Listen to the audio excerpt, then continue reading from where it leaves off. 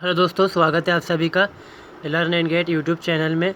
आज की इस वीडियो में हम बात करने वाले हैं Jamia Millia Islamia BA first year के पॉलिटिकल थ्योरी की यूनिट नंबर 11 के बारे में, जिसका नाम है Marxist versus liberal versus Marxist perspective. यानी कि ये पर्सपेक्टिव क्या है, यहाँ पर ये जो लिबरल है और मार्क्सिस्ट हैं ये दो आइडियोलॉजीज़ हैं। अब आइडियोलॉजीज़ का मतलब है एक तरह से हम कहेंगे कि नज़रिया, दुनिया को देखने का नज़रिया या सोचने का नज़रिया या काम करने में जो हम अपनी काम का जो हम इस्तेमाल करते हैं तरीक़ा, उसका नज़रिया होता है। वो ये बात यहाँ पर की गई है इसके अंदर। तो लिबरल का मतलब क्या होता है, जैसे कि हम अक्सर ही बात करते हैं, लिबरल का मतलब हम देखते हैं एक खुलेपन का मिजाज का जो इंसान होगा, हम कहते हैं ये लिबरल इंसान है। बिल्कुल, तो वही बात है, वाकई में ये वही चीज़ है जो बात होती है कि खुलेपन का इंसान है। तो वही बात हो रही है यहाँ पर, मगर यहाँ हम एक इंसान के बारे में बात नहीं कर रहे हैं, यहाँ पर हम बात कर रहे हैं एक विचारधारा के बारे में। तो हम चैप्टर को शुरू करते हैं। अगर आप मेरे चैनल पर नए हैं, पहली बार आए हैं, तो चैनल को सब्सक्राइब कर लीजिए ताकि आपको दूसरी वीडियोस को नोटिफिकेशन मिल सके। और ये मैं इस चैप्टर को 2 पार्ट्स के अंदर बनाऊंगा। इसमें पहला पार्ट होगा लिबरलिज़म का, आज की वीडियो लिबरलिज़म के बारे में है। जो दूसरी वीडियो होगी वो मार्क्सिज़म के बारे में होगी। और मार्क्सिज़म काफ़ी बड़ा चैप्टर हो सकता है, मतलब उसकी वीडियो हो सकती है लिबरलिज़म के हम देखते हैं तो अगेंस्ट पे हो सकता है, उसकी वीडियो ज़्यादा बनानी मुझे बड़े अलग से है। तो हम चलिए शुरू करते हैं इस वीडियो को, बने रहिए इस वीडियो मेरे साथ। तो हम यहाँ पर देखते हैं कि ये मार्क्सिज़म के बारे में क्या कहा गया है। देखिए मार्क्सिज़म के बारे में पहला इसमें क्या कहा गया है। It will begin by discussing the view of Harold Laski and John Rawls. देखिए अगर आप अपनी बुक खोलेंगे पॉलिटिकल थ्योरी की और यूनिट नंबर 11 देखेंगे तो आपको उसमें, हालांकि थ्योरी के अंदर हमें थ्योरी पढ़नी होती है ज़्यादातर, और जो थिंकर्स होती हैं उनके अपने अपने जो व्यूज़ होते हैं, पॉइंट ऑफ व्यू, ओपिनियन होते हैं, डेफिनेशंस होती हैं, वो जाननी होती हैं। मगर हमारी बुक के अंदर ये थ्योरी में ये बताया नहीं उसके अंदर कि लिबरलिज़म क्या होता है। उसमें हालांकि बताया गया है कि जो हेराल्ड लॉस्की हैं और जॉन रॉल हैं, उनके पर्सपेक्टिव या उनकी जो रिसर्च है और जो उन्होंने अपने एग्ज़ामिन करी, जो हमने कुछ पॉलिटिकल सिस्टम देख के उनको जो कंक्लूजन निकाला वो दिया गया है इसके अंदर। मगर अगर हम हिंदी की बुक देखते हैं उसके अंदर आपको देखने को मिल जाएगा कि क्या क्या दे रखा है, वो बिल्कुल अच्छी तरह से एक्सप्लेन कर रखा है, मगर इंग्लिश में ऐसा नहीं है। मगर मैंने हिंदी वाले थोड़ा पढ़ के उसको ट्रांसलेट करके इसके अंदर लिखा है, जो मैं बताऊंगा आपको। तो बने रहिएगा वीडियो के अंदर। और अगर हिंदी की भी वीडियो बनानी चाहिए होगी तो मैं बना दूंगा इंशाल्लाह, वो भी आप देख सकते हैं वहाँ से। तो पहला यहाँ पर क्या कहा गया है कि लिबरलिज़म के बारे में पढ़ने के लिए हमें जो हेराल्ड लॉस्की हैं और जॉन रॉल्स हैं उनके पर्सपेक्टिव को या फिर उनके ओपिनियन को हमें देखना पड़ेगा जहाँ हम समझना चाहते हैं लिबरलिज़म के बारे में।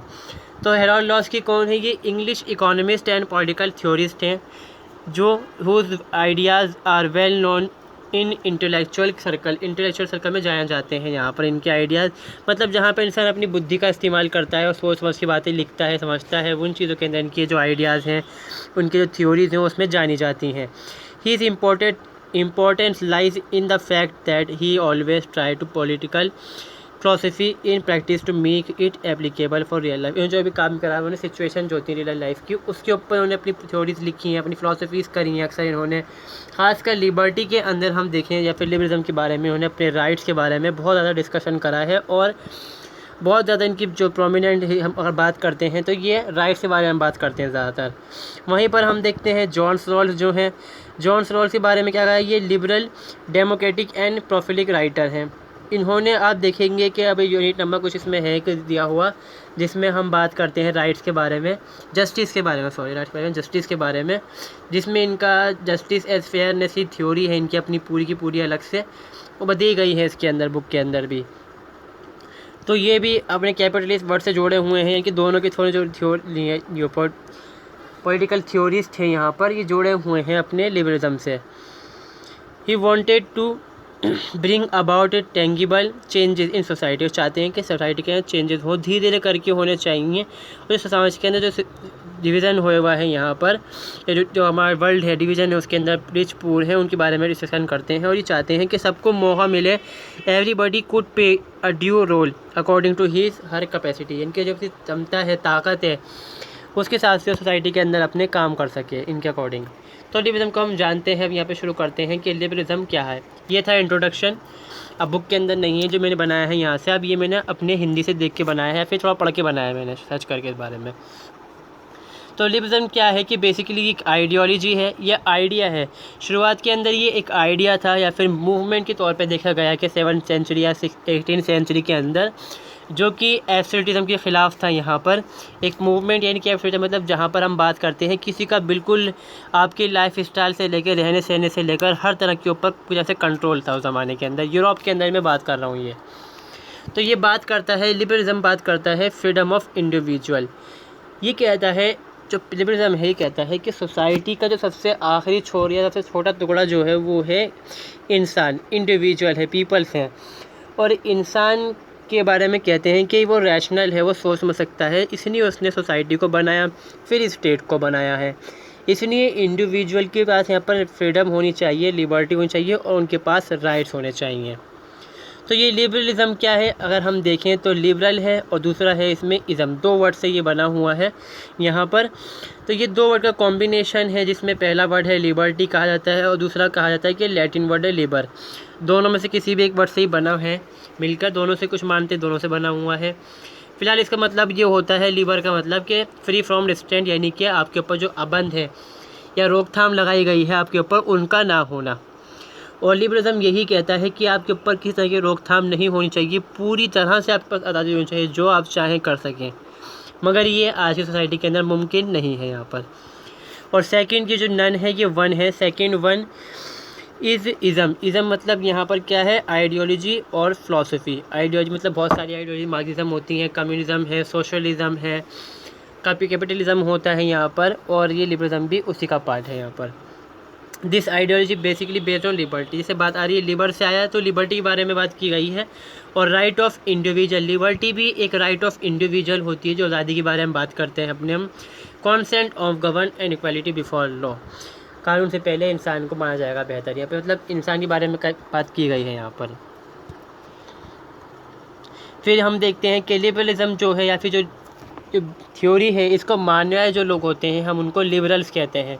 लिबरल्स यानी कि लिबरल जो खुले मिजाज के थिंकर्स हुए यहाँ पर, वो कहते हैं कि ह्यूमन क्या है, रैशनल है। अब रैशनल मतलब यहाँ पर क्या है, वो सही गलत का इंसान क्या है फैसला कर सकता है, उसके पास बुद्धि है उस चीज़ को समझने की। इसने क्या करा, इंसान ने कि देखा कि ज़रूरत है उसको सोसाइटी की, जब भी तो इंसान सही से रह सकता है, सर्वाइव कर सकता है, तो उसने स्टेट को बनाया, सोसाइटी को बनाया यहाँ पर।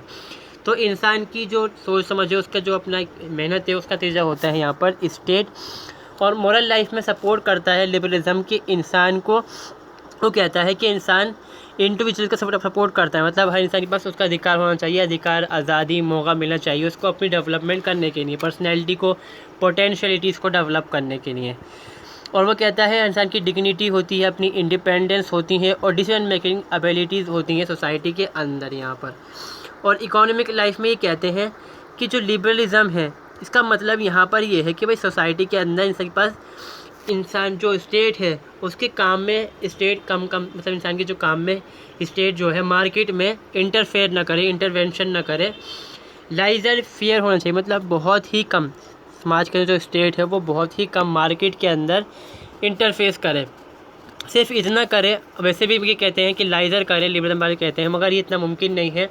अगर स्टेट इंटरफेयर नहीं करेगा तो प्राइजेस कौन हैंडल करेगा, फिर महंगाई होगी, फिर जमाखोरी भी होगी, बहुत सारी प्रॉब्लम्स यहाँ पर हो सकती हैं। तो ये जो लाइजर फेयर है, इसका मतलब होता है कि कम दखलंदाजी स्टेट कर सकता है प्रोटेक्ट करने के लिए और प्राइजेस को बरकरार रखने के लिए। ये प्रमोट करता है कैपिटलिज्म को, जो कैपिटलिज्म के अंदर यही सिस्टम होता है कि वहाँ पर जो स्टेट है वो बिल्कुल ही इंटरफेस ज़्यादा नहीं कर सकते, वहाँ पर के पास होता है अथॉरिटी।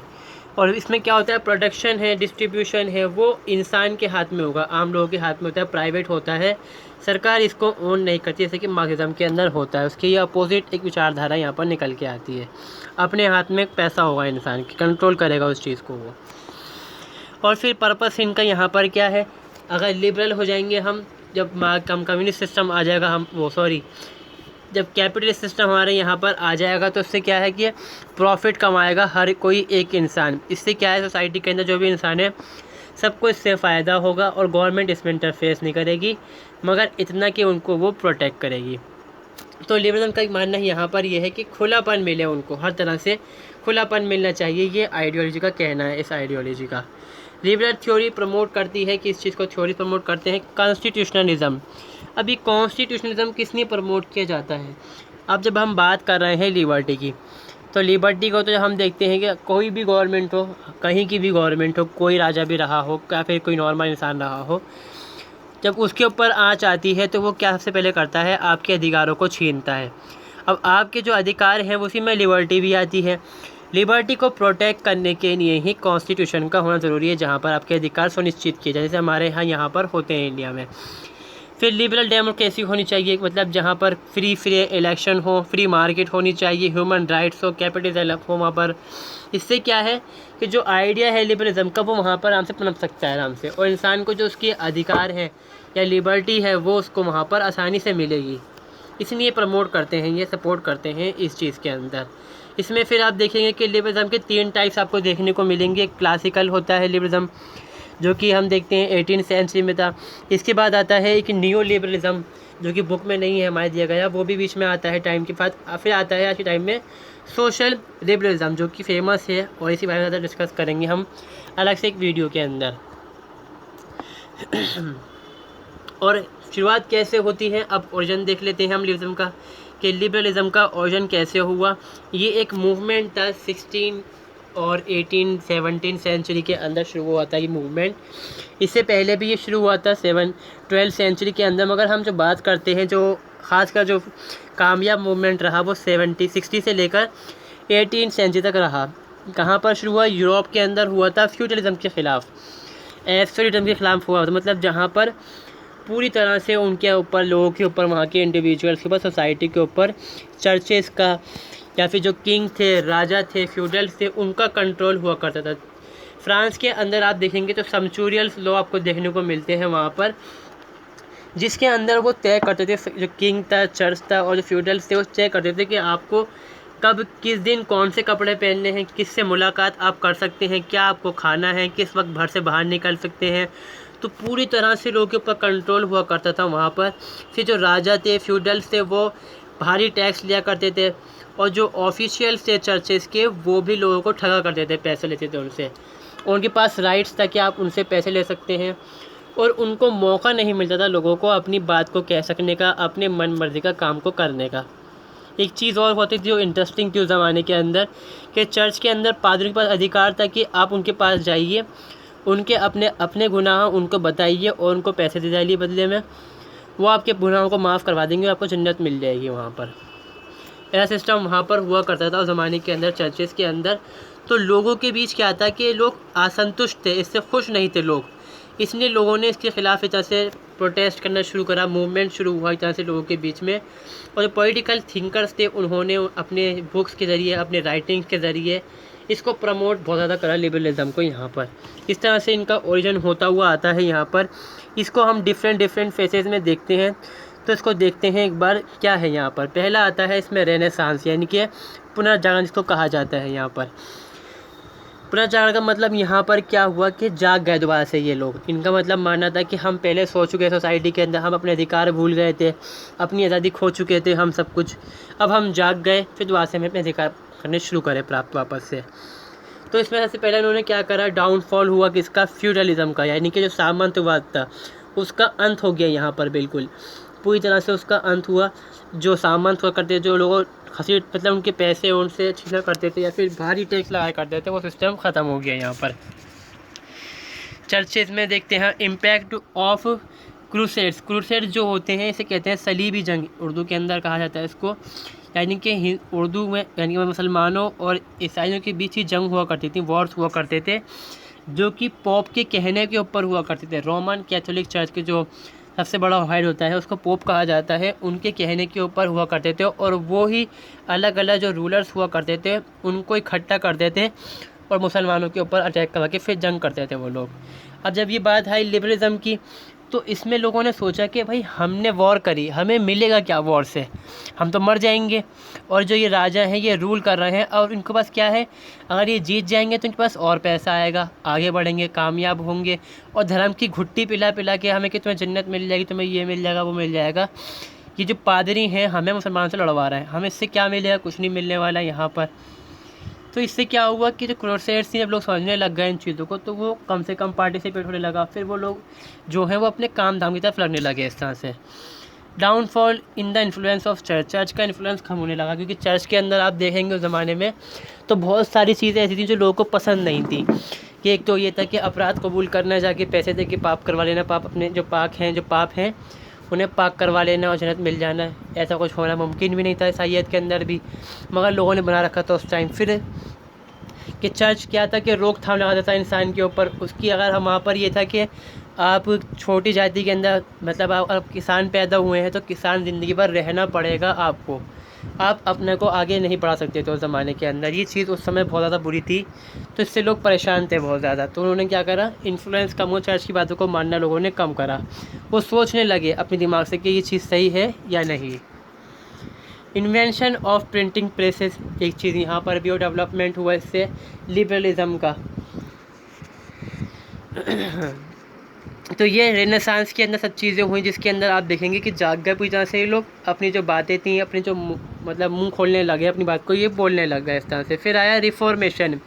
अब रिफॉर्मेशन किस में आया, सोसाइटी के अंदर, सबसे खासकर उस ज़माने के अंदर यूरोप की सोसाइटी में, क्रिश्चियन सोसाइटी के अंदर उस समय क्या हुआ था कि उस समय के अंदर कैथोलिक चर्च हुआ करते थे, रोमन कैथोलिक चर्च, जिनका हेड होता था पोप, और पोप के ऑर्डर चलते थे और वही कानून बनाया करते थे लोगों के बारे में। कपड़े कौन से पहनने, कहाँ रहना है, क्या खाना है, क्या पीना है, किन से मुलाकात कर सकते हैं, क्या हक़ है क्या ना हक़ है, सब तरह की चीज़ बना रखी थी। तो उन्होंने क्या करा, मार्टिन लूथर थे उस ज़माने के अंदर, उन्होंने मूवमेंट चलाया जिसको प्रोटेस्टेंट मूवमेंट कहते हैं, और जो उसको मानने वाले हैं वो प्रोटेस्टेंट फ़िरका कहलाता है ईसाईयत के अंदर। इससे क्या हुआ, जो बुरी चीज़ थी लोगों ने उसको छोड़कर अपना फ़िरका चेंज करके, मतलब उन लोगों को छोड़ दिया था कैथोलिक सिस्टम को और अपना सिस्टम उन्होंने अलग कर लिया।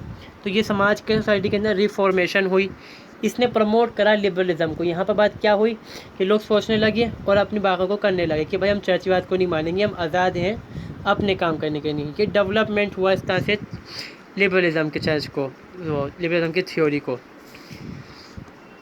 फिर आता है इंडस्ट्रियल रेवोल्यूशन। इसने कैसे डेवलपमेंट में भागीदारी करी, देखिए सोसाइटी के अंदर उस ज़माने के अंदर एक तो अमीर तबका था, जो कि आप देखेंगे जब फ्यूडलिज़म ख़त्म हो गया तो फिर सिस्टम वहाँ पे शुरू कैपिटलिज़म के अंदर। कैपिटलिज़म में क्या हुआ शुरुआत के अंदर कि जो अमीर तबका था वो मालिक था फैक्ट्रियों के बड़ी बड़ी, उनके पास बहुत धन दौलत था, वो कमाई बहुत ज़्यादा करते थे। वहीं पर जो किसान थे, जो वर्कर्स थे, उनकी एक तो हालत ख़राब थी, जहाँ वो रह रहे हैं बहुत छोटे कमरों में रहना, गंदी हालत के अंदर रहना, फिर तनख्वाह कम से कम तनख्वाह में उनसे काम करवाना। तो लोग इसके ख़िलाफ़ हो गए, उन्होंने डिमांड करी कि हमें खुला माहौल मिले अपनी बात को कहने का, जहाँ पे लोगों की मतलब क्या था कि जो लोग पैसे वाले हुआ करते थे वो उनका मुंह बंद कराया करते थे लोगों का, पुलिस को तैनात करवा डाला उनके ऊपर, उनको बिठा डाला, ख़त्म कर दी उनकी प्रोटेस्ट को। तो लोगों ने मूवमेंट करा और इस चीज़ को ख़त्म करा। इसने क्या डेवलपमेंट हुआ लिबरलिज़म का यहाँ पर। फिर आता है रिएक्शन अगेंस्ट, ये मैं बता दिया मैंने आपको कि जो चर्चेज़ हैं सोसाइटी में, फ्यूडलिस्ट थे, किंग्स थे, उनके जो डिवाइंस रूल थे, डिवाइंस मतलब देवीय शक्ति, मतलब राजा ने कहा कि मुझे यीशु ने भेजा है राज करने के लिए, ईसा जो है ईसा है उन्होंने मुझे भेजा है राज करने के लिए। यहाँ पर ये चीज़ चलती थी उस ज़माने के अंदर वहाँ पर, उसको उन्होंने ख़त्म करा लोगों ने कि ऐसा कुछ नहीं है, आप हमें बेवकूफ़ बना के हम पे रूल कर रहे हैं यहाँ पर। एनलाइनमेंट, इसको कहते हैं एज ऑफ रीजन, मतलब उनकी बुद्धि खुल गई यूरोप वालों की और ज़्यादा की, और सोचने लगे बहुत ज़्यादा कि आप गलत कर रहे हैं, हम यहाँ पर हमारे ऊपर राज किया जा रहा है यहाँ पर। फिर यहाँ पर रेवोल्यूशन होती है फ्रेंच। फिर आती है साथ में अमेरिकन रेवोल्यूशन, जिससे प्रमोट होता है आइडिया ऑफ लिबरलिज़म। मगर देखिए एक चीज़ हम देखते हैं कि हम भूल जाते हैं यहाँ पर, वो है फील्ड ऑफ एजुकेशन, या फिर हम देखते हैं डिस्कवरी। उस समय हम देखते हैं कि कॉन्स्टेंटिनोपल, जिसको कुस्तुनतुनिया इस्तांबुल कहते हैं, उस टाइम मुसलमानों का कंट्रोल हो जाता है वहाँ पर। तो जो हम देखते हैं ट्रेड रूट जो होता है यूरोप का वो कट जाता है, तो बहुत से लोग क्या करते हैं घूम के जाते हैं, और बहुत से लोग समझौता करते हैं मुसलमानों से। तो वहाँ से जब ये जाते हैं, हम देखते हैं सेंट्रल एशिया में आते हैं, या फिर जो मुस्लिम कंट्रीज़ हैं वहाँ पर आते हैं, और वहाँ देखते हैं कि इस्लाम के अंदर लोगों को हक़ दिया जा रही है, उनको मतलब उनको राइट्स दिए जा रहे हैं, उनको आज़ादी मिल रही है अपनी बात करने की, करने कमाने की, और वो हर तरीके से काम कर रहे हैं यहाँ पर। तो लोग उससे ही प्रभावित होते हैं। फिर वहाँ की जो किताबें होती हैं मुस्लिम्स की, या फिर लिटरेचर्स होता है, या जो उनके एजुकेशनल इंस्टीट्यूशंस होते हैं वहाँ पढ़ाई करते हैं वो लोग, तो उससे भी क्या होता है कि वो अलग अलग चीज़ें जान पाते हैं, और जो उनका माइंड जो बिल्कुल बंद था उस ज़माने के अंदर, बिल्कुल चौक हुआ था, वो खुल जाता है यहाँ पर। क्या होता है फिर वो लिबरल हो जाते हैं, यहाँ पे बात करते हैं वो अपनी जाके यूरोप के अंदर लिबर्टी की। हालांकि दबाया जाता है, मगर ये मूवमेंट चलता है और ये आज के टाइम में पूरी एक आइडियोलॉजी बन चुकी है। तो इस तरह से हम देखते हैं कि ओरिजिन हुआ, छोटी सी ये हिस्ट्री थी लिबरलिज्म के बारे में। तो लिबरलिज्म के प्रिंसिपल देखते हैं, वो प्रिंसिपल क्या है। इसमें ये बिलीव करते हैं फेथ इन ह्यूमन कंसाइंस, मतलब इंसान की बुद्धि में बिलीव करते हैं, इंसान सोच समझ सकता है, क्षमता रखता है सोचने की। इस वजह से उसने सोसाइटी में स्टेट को बनाया है, और जो हम देखते हैं दूसरी चीज़ें हैं उन चीज़ों का वो करता है। यहाँ पर अपोज करते हैं हिस्ट्री और ट्रेडिशन को। अब इसका मतलब ये नहीं कि बिल्कुल ही नहीं मानते अपनी हिस्ट्री को, ये मानते हैं। ये कहते हैं जो पहले हो चुका और जो हम परंपराएं पहले मानते थे अब उनको हम नहीं मानेंगे, अब उनको हम छोड़ रहे हैं, से निजात चाहते हैं हम यहाँ पर। Belief in notion of human liberty, इंसान की जो आज़ादी है उसमें ये बिलीव करता है लिबरलिज़म। इंडिविजुअल की मतलब हर जो इंसान है वो एंड है सोसाइटी का बिल्कुल, और उसको जो क्या है उसने बनाया सोसाइटी को, तो उसको अधिकार मिलने चाहिए सबसे ज़्यादा यहाँ पर, और जो वो चाहे वो कर सकता है इंसान इसके according. Society and state artificial, क्योंकि इंसान ने बनाया है, उसके पास कंसाइंस के चक्कर चलते उसने इंसान ने सोसाइटी को बनाया है यहाँ पर। Belief in notion of natural right मतलब लिबर्टी और इक्वालिटी जस्टिस ये हो जाते हैं ह्यूमन राइट, जीने का अधिकार, खाने का अधिकार, पढ़ने का अधिकार, ये आते हैं नेचुरल राइट्स के अंदर। Idea of secular state liberalism, कि सेकुलर स्टेट होना चाहिए जहाँ पे सबको मौका मिलना चाहिए, अपना अपना काम करने का अधिकार होना चाहिए, वोटिंग का यहाँ पर हमारे पास।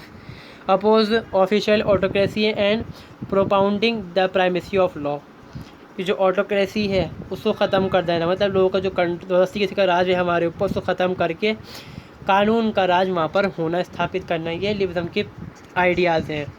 सपोर्ट ऑफ डेमोक्रेटिक सिस्टम यहाँ पर होना चाहिए। फिर ये कहते हैं कि belief in internationalism and world peace, दुनिया में शांति कायम होनी चाहिए, सब मिलजुल के रहने चाहिए। जैसे पहले कभी यूरोप के अंदर हुआ करता था कि लोग लड़ते थे आपस में, देश लड़ रहे हैं, वो चीज़ें ख़त्म हो जानी चाहिए। ये था जो मैंने हिंदी की बुक से पढ़ा, जाना समझा, और ये थ्योरी है पूरी लिबरलिज्म के बारे में। अब जो हमारी बुक बता रही है इंग्लिश वाली, ये है इसके अंदर ग्रोथ ऑफ लिबरल ट्रेंड, कैसे ग्रोथ हुई लिबरल ट्रेंड की लॉस्की के अकॉर्डिंग, लॉस्की ने क्या क्या करा इसके अंदर। तो हम यहाँ पे देखते हैं लॉस्की ने बहुत सारे सिस्टम्स देखे, उन्होंने ऐसे तो बहुत सारे वर्क्स करे। यहाँ पे 2 वर्क्स दिए गए हैं उनकी, उन्होंने अपने रिसर्च करी और उसको कंक्लूजन को निकाल के लिखा अपनी बुक्स के अंदर। तो उसमें पहला है वो पार्लियामेंट्री सिस्टम है, गवर्नमेंट है इंग्लैंड की, इसमें ये क्रिटिकल कमेंट्री करते हैं कॉन्स्टिट्यूशन की, मतलब कहते हैं कि जो सिस्टम है ब्रिटेन का वो गलत है, सही नहीं है अगर हम डेमोक्रेसी के अकॉर्डिंग देखें। ऐसे ही ये कहते हैं अमेरिका के बारे में भी, सर्वे करा उन्होंने इस बारे में। तो पहला हम जानते हैं यहाँ पर ब्रिटेन का सिस्टम क्या कहा इन्होंने गलत इसके अंदर। इन्होंने ये कहा कि जो ब्रिटेन के अंदर डेमोक्रेसी तो आ गई है वहाँ पर, तो ये मोनार्क क्या काम कर रहा है वहाँ पर, मोनार्क का तो होना सही नहीं है वहाँ पर। तो ये कहते हैं कि ये इनकन्सिस्टेंट, अप्रासंगिक है, मतलब बिल्कुल सही नहीं है, जायज़ नहीं है। अगर हम कहें कि डेमोक्रेसी है वहाँ पर, तो ये कहना बिल्कुल गलत होगा, क्योंकि वहाँ पर मोनार्क आज भी मौजूद है। In constitution crisis government does not work properly, क्योंकि यहाँ पर क्या है कि हाउस ऑफ लॉर्ड्स होता है। जो हाउस ऑफ लॉर्ड्स है मतलब उसमें क्या है कि घर परिवार के लोग होते हैं शामिल इनके, और तो वहाँ मौका सही से काम उनके अंदर हो नहीं पाता। और हम देखते हैं इमरजेंसी के टाइम के अंदर या फिर कॉन्स्टिट्यूशनल कुछ काम हमें अमेंडमेंट करने होते हैं, तो बदलाव है वो दूसरे काम करने होते हैं, वो चीज़ें नहीं हो पाती। इसलिए जो कॉन्स्टिट्यूशन है ब्रिटेन का वो लिखित तो नहीं है हालांकि, मगर वो सिस्टम जो है पार्लियामेंट्री सिस्टम वो ख़राब है वहाँ का। इसकी न्यू क्या कहते हैं वो अबॉलिशन होना चाहिए हाउस ऑफ लॉर्ड्स का, as he considered it is hereditary second chamber, कि ये वंशानुगत सिस्टम होता है, बाप बनता है फिर बेटा बनता है, फिर उसके बाद जो नस्ल आती रहती है वो बनते रहते हैं वहाँ के मेंबर। और ये क्या है कि जो फैसले होते हैं वो मतलब ख़ानदानी सिस्टम हो जाता है पूरी तरह से, बाद भाई भतीजावाद बन जाता है यहाँ पर कि बाप के बाद बेटा सिस्टम चलता रहता है। और जो हम देखते हैं कि जो लिबरल सिस्टम होता है उसके अकॉर्डिंग जो चुनाव होने चाहिए, लिबरल चुनाव, लिबरल डेमोक्रेसी होनी चाहिए, वो इस्टेब्लिश नहीं हो पाती। तो इनकी कमेंट्री थी इसके ऊपर और उन्होंने कंक्लूजन निकाला और बताया इस बारे में। फिर दूसरा वर्क इसमें आता है, अभी इसमें चल रहा है, इससे विरोध भी करते हैं। इसके अंदर जॉर्ज कैथरीन का क्रिटिसाइज़ करते हैं। वो कहते हैं कि this constitutional thesis only superficial non monarchial and democratise in fact. वो कहते हैं कि जो लॉस की कह रहा है ना, ये सिर्फ मनगढ़ंत वाली बात है, ऐसा हो सकता नहीं है यहाँ पर। It implies a belief in government of wild specific socialist democratic dictatorship, ये कहते हैं कि जो हम यहाँ पर ही कह रहे हैं लॉस की, अगर ऐसा हम करते हैं तो सोशलिस्टिक डिक्टेटरशिप यहाँ पर आ सकती है। Does not recognise any checks, क्योंकि उन्होंने कहा लॉस्की ने कि हाउस ऑफ लॉर्ड्स नहीं होना चाहिए।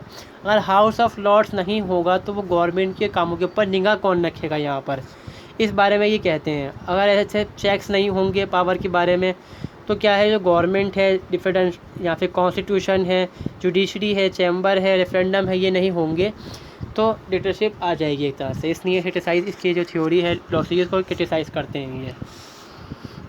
फिर आता है यहाँ पर अमेरिकन कॉन्स्टिट्यूशन का वर्क, जो सेकंड वर्क है इनका, उसमें ये दोबारा से चेक्स करते हैं इस बारे में, सिस्टम और चेक्स बारे में कहते हैं कि अमेरिका का सिस्टम जो है वो सही से काम नहीं है, एफिशिएंसी उसके अंदर नहीं है यहाँ पर। अब एफिशिएंसी क्या कहते हैं ये देखते हैं इस बारे में। अकॉर्डिंग हिम के फादर ऑफ जो अमेरिकन कॉन्स्टिट्यूशन के जो फादर थे जिन्होंने बनाया था इसको, उन्होंने शायद इसलिए बनाया था कि जो सोसाइटी के अंदर स्ट्रक्चर थे आइडियल फॉर लाइज फेस के अकॉर्डिंग बनाया था कि गवर्नमेंट, मतलब जो मेरा कॉन्स्टिट्यूशन है लॉस्की के अनुसार, वो कहते हैं कि कॉन्स्टिट्यूशन में कहा गया है जो गवर्नमेंट है ना उसके पास अधिकार सही से नहीं है वहाँ पर, कि जो कंट्रोल करना है मार्केट को या फिर लोगों को कंट्रोल करना है, अधिकार मतलब लोगों के अधिकार को बचाने के जो जो पावर होनी चाहिए गवर्नमेंट के पास, वो वहाँ पर सही से नहीं है। लाइजर फेयर के चक्कर में वहाँ पर उनको अधिकार सही से गवर्नमेंट को नहीं मिला। अगर इस बारे में एक एग्जांपल दिया है, डील, अमेरिकन डील दिखाई गई है इसके अंदर, उसमें कहा गया है रोनाल्ड रीगन उस समय प्रेसिडेंट हुआ करते थे अमेरिका के, तो उन्होंने चाहा था कि जो फेडरल स्टेट्स थे अमेरिका के अंदर वहाँ पर चेंजेस किया जाए। अब वो चेंजेस करें कैसे जब उनके पास अधिकार ही नहीं है। अधिकार क्यों नहीं है, क्योंकि जब अमेरिका जब बना था अमेरिका, तो अमेरिका के अंदर सिस्टम ये है कि जो वहाँ के जो स्टेट है उन्होंने मिल के बनाया है देश को, तो देश को मिल के बनाया है स्टेट ने, तो उनके पास ज़्यादा अधिकार है। और जो राष्ट्रपति है, जो फिर हम देखते हैं सेंटर सिस्टम वहाँ का जो फेडरल गवर्नमेंट है उसके पास कम अधिकार है, तो वो जो रूल्स हैं, लॉज हैं, काम है वो सही से नहीं कर पाती। हालांकि अब तो ये काफ़ी चेंजेस हो चुके हैं वहाँ पर, बहुत सारे अमेंडमेंट्स हो चुके हैं अब तक, तो काफ़ी पावर गवर्नमेंट वहाँ के पास हो चुकी है। मगर उस वक्त के हिसाब से उन्होंने कहा था कि ये बात सही है, और वाकई में उस ज़माने के अंदर ऐसा हुआ करता था कि भाई जो फेडरल गवर्नमेंट थी, सेंट्रल गवर्नमेंट हुआ करती थी, वो सही से काम नहीं कर पाती थी, क्योंकि जो स्टेट गवर्नमेंट्स थी वो उनके काम को रोक सकती थी, वहाँ पर उनको मौका ना दे सकती थी, बहुत बस अधिकार हुआ करते थे। तो कहते थे कि जो कॉन्स्टिट्यूशन है अमेरिका का, ये सिर्फ एक दिखावा है कि छल कपट किया गया है, आपको रंग रसियाँ दिखाई गई हैं, मगर असलियत में ऐसा कुछ भी नहीं है वहाँ पर। ही declared the separation of power was really a confusion of power, कि जो सेपरेशन ऑफ पावर है वो बहुत ज़्यादा कन्फ्यूजन करती है वहाँ पर। फिर pattern of division power between the federal and state government had become absolute and in the context of modern development. जैसे बताया मैंने आपको, इंडिया में पहले हुआ करता था राइट्स ऑफ प्रॉपर्टी, उसको बाद में ख़त्म किया गया था इस वजह से कि लोगों के पास गवर्नमेंट अपने डेवलपमेंट नहीं कर सकती थी लोगों के ज़मीन के चक्कर में। और ऐसा ही यहाँ पर था कि जो फेडरल गवर्नमेंट थी वो स्टेट के अंदर काम नहीं कर सकती, क्योंकि उनकी जो सेंट्रल गवर्नमेंट थी कम अधिकार थे, और जो स्टेट गवर्नमेंट थी उसके पास ज़्यादा अधिकार थे। He declare the supreme court veto over legislature is undemocratic. इन्होंने कहा कि जो लेजिस्लेशन है, जो हम देखते हैं कार्यपालिका है वहाँ की, वो विधायिका जो है, अगर वो कुछ कानून बनाती है तो जो सुप्रीम कोर्ट है उसको वीटो कर सकता है। वो कैसे कर सकता है, इस पर तो अधिकार नहीं है, क्योंकि जो लेजिस्लेचर के अंदर लोग हैं, चुने हुए लोग हैं लोगों के, तो उन्होंने जो फैसला लिया है वो लोगों के अकॉर्डिंग लिया है, तो गवर्नमेंट जो कोर्ट है वो कैसे रोक सकती है इसको। And appealed for full legislative sovereignty of the Congress on British pattern. जो कांग्रेस है वहाँ की जो पार्लियामेंट है उसको पूरी तरह से आज़ादी मिलनी चाहिए, तो ब्रिटेन के अंदर मौजूद है। इन्होंने कमेंट्री करी और कंक्लूजन निकाला। अब इसमें जो बात आते हैं वो आते हैं criticise the party system in US as corrupt and antiquated. इन्होंने कहा कि जो अमेरिका में सिस्टम है पार्टी का वो करप्ट है। एक पार्टी तो ऐसी है जो सिर्फ सपोर्ट करती है जो कंपनीज़ है, बड़े बड़े जो हम देखते हैं अमीर लोग ही सपोर्ट करती हैं उनको। एक दूसरी पार्टी ऐसी है जो सपोर्ट करती है लोगों को। तो ये कोई बीच का रास्ता निकालते चलते नहीं हैं, या फिर ये विचारधारा इनकी ऐसी है जो अनडेमोक्रेटिक है। इन्होंने कहा कि या तो यहाँ पर क्या है कि डेवलप सिस्टम, यहाँ पर जो सोशलिस्ट पार्टी है वो डेवलप नहीं हो सकती। इसके लिए क्या है, अमेरिका को या तो सिस्टम चेंज करना पड़ेगा, कोई और सिस्टम निकालना पड़ेगा अमेरिका को, या फिर उसको ही जो सिस्टम चला रहा है वो ख़त्म करना पड़ेगा बिल्कुल पूरी तरह से यहाँ पर। तो ये था लॉसी के बारे में। अब आता है इसमें पॉलिटिकल लिबरलिज़म। पॉलिटिकल लिबरलिज़म ये लिखा है जॉन रॉल ने, मतलब उनकी जो हम देखते हैं लेक्चर्स थे, उनके लेक्चर्स को इकट्ठे करके एक बुक बनाई गई जिसका नाम है पॉलिटिकल लिबरलिज़म, जिसमें वो बताते हैं थ्योरीज़ के बारे में। पहली थ्योरी जो उसमें आती है वो आती है जस्टिस एज फेयरनेस। अब इसके बारे में बहुत सारे लोग क्रिटिसाइज़ करते हैं, तो अब देखते हैं पहले हम क्या है। जस्टिस एज फेयरनेस में ये कहा गया है कि थ्योरी है सिटीजन्स के बीच में, जो धर्म को मानते हैं, जिनके धर्म अलग अलग हैं, कल्चर अलग अलग है, फिलोसफिकल व्यूज़ अलग अलग है, कॉन्सेप्शन उनके अलग अलग हैं, मगर जस्टिस एज फेयरनेस के चलते वो जुड़े हुए हैं। जैसे हमने कहा सोशल कॉन्ट्रैक्ट की थ्योरी थी, लोग जुड़ गए थे, ऐसे ही ये कहते हैं कि इस थ्योरी के अकॉर्डिंग जो लोग हैं वो जुड़े हुए हैं आपस के अंदर और मिलजुल के रहते हैं। इसमें सोसाइटी के अंदर क्या है कि शांति बनी रहती है यहाँ पर। मगर जो क्रिटिक्स करते हैं, जो क्रिटिसाइज़ करते हैं इस थ्योरी को, वो कहते हैं ये कुछ नहीं है, सिर्फ जो जस्टिस की थ्योरी थी उसके अगेंस्ट एक थोड़ी मतलब नॉर्मल सी थ्योरी है, उसको लाके उन्होंने बना दी है, और इसके अलावा ये कुछ भी नहीं है, सही से ये काम भी नहीं करेगी properly. Political liberalism also introduce idea of public reasons which emphasise on common rational for all citizen. इन्होंने कहा कि पब्लिक रीजन्स मतलब जो हम बात करेंगे पब्लिक के लिए रीजंस का होना, काम का होना, जो हम काम कर रहे हैं उसका रीजंस होना, मतलब होना उसका कोई ना कोई मकसद। इंट्रोड्यूस करा उन्होंने इस आइडिया को भी यहाँ पर, जिससे सबका फ़ायदा हो सके, यहाँ पर सबका जो रैशनल है मतलब जो लोगों की सूझबूझ है सब मिलकर यहाँ पर काम कर सके। ये थ्योरी दी थी उन्होंने लिबरलिज़म के बारे में। अगर हमें लिबरलिज़म है तो यहाँ पर सबको मौका देना पड़ेगा यहाँ पर, और जस्टिस हमें यहाँ पर इस्टेब्लिश करना पड़ेगा इसके अंदर। From the point of view of critics, justice as fairness is merely a different, comprehensive and rational doctrine that happen to be compatible with other rational doctrine. इन्होंने कहा कि ये जो डॉक्ट्राइन है जस्टिस एज फेयरनेस की, जो उन्होंने critics करा है थ्योरी को, कि ये सिर्फ जो रैशनल थ्योरीज होंगी उनके साथ ही ये काम कर सकती है, इसके अलावा ये काम नहीं कर सकती बिल्कुल भी। तो ये बेकार है थ्योरी एक तरह की। क्रिटिक्स करने वालों ने कहा इस बारे में, क्रिटिसाइज़ करने वालों ने इसके बारे में। The idea of political liberalism goes against the view of social contractualists like John Locke and John Stuart Mill, यानी G.S. Mill। जो इनके आइडियाज़ थे, इनकी जो थ्योरी है पॉलिटिकल लिबरलिज्म की, वो आइडिया जो है अगेंस्ट जाता है यहाँ पर किसके, सोशल कॉन्ट्रैक्चुअलिस्ट के अकॉर्डिंग। क्योंकि यहाँ पर इन्होंने कहा कि लोगों ने सोच-बूझ के तो बनाया है, मगर जस्टिस एज फेयरनेस की थ्योरी उन्होंने इस्तेमाल करी है सोशल कॉन्ट्रैक्ट के अगेंस्ट पर। फर्दर क्या कहते हैं, ये broad changes in principle of justice, फिर ये चेंजेस करते हैं जस्टिस अपनी जो थ्योरी थी उसके अंदर। Each person has equal claim, इसमें पहले क्या था इक्वल राइट्स होना चाहिए, उसको इन्होंने चेंज कर दिया to fully adequate system of equal basic right and liberties. हर मतलब जो इंसान है उसके पास क्लेम होना चाहिए, पहले क्या था राइट्स था, अब उसके पास क्या है कि क्लेम होना चाहिए, हक होना चाहिए मांग सकने का अपने अधिकार को। Compatible with similar scheme for all, जो सबकी नहीं कंपेटिबल रहनी चाहिए। Social and economic inequalities satisfied two condition, कि जो सोशल और इकोनॉमिक अनइक्वालिटीज़ हैं ये सेटिस्फाई करती हैं दो कंडीशंस के चक्कर में। First they must be each person has equal claim to fully adequate system to equal basic rights and liberty. बाद में उन्होंने चेंजेस करा इसके अंदर, यहाँ पर पहले क्या था, यहाँ पर सिस्टम ऑफ बेसिक लिबर्टी था, बाद में उन्होंने क्या करा adequate system of equal liberties. ये चेंजेस उन्होंने थ्योरी के अंदर अपनी खुद ही करे। Which comparable with a similar scheme for all. Social बाद में उन्होंने क्या करा कि ये तो हो चुका है। तो ये वीडियो मैंने कंप्लीट करी है यहाँ पर। अभी इसके अंदर समझाता हूँ मैं क्या क्या है यहाँ जो रह गया था नीचे। क्या हर इंसान के पास क्या है इक्वल क्लेम होना चाहिए, ऐसी स्कीम जो सबके लिए फ़ायदेमंद हो, सबको राइट्स मिले, बेसिक इक्वल राइट्स मिले। मगर पहले क्या था सिस्टम ऑफ बेसिक लिबर्टी, उन्होंने कहा मतलब इन्होंने कहा कि लिबर्टी में चाहिए, अब वो सही हो या ना हो उससे ही इन्होंने नहीं माना था इस चीज़, बाद में उन्होंने चेंज करा इसके अंदर। तो ये हमारी बुक्स के अंदर दिया गया था, इंग्लिश वाली के अंदर ये था लिबरलिज़म। कुछ इसके अंदर मैंने अपने आप से ऐड करा, कुछ बुक में दिया गया था। आई होप, मैं उम्मीद करता हूँ ये आपको वीडियो अच्छी लगी होगी। और थोड़ी सी मैं कंपेरेटिव से एक्सप्लेन करा क्योंकि तबीयत ख़राब चल रही मेरी थोड़ी सी, इसके चलते इंशाल्लाह कुछ दिन बाद बनाऊँगा मैं वीडियो मार्क्सिज्म के बारे में। चैनल पे आप पहली बार आए हैं, चैनल को सब्सक्राइब कर लें ताकि आपको सही दूसरी वीडियोज़ मिल सके। मिलते हैं हम दूसरी वीडियो में किसी।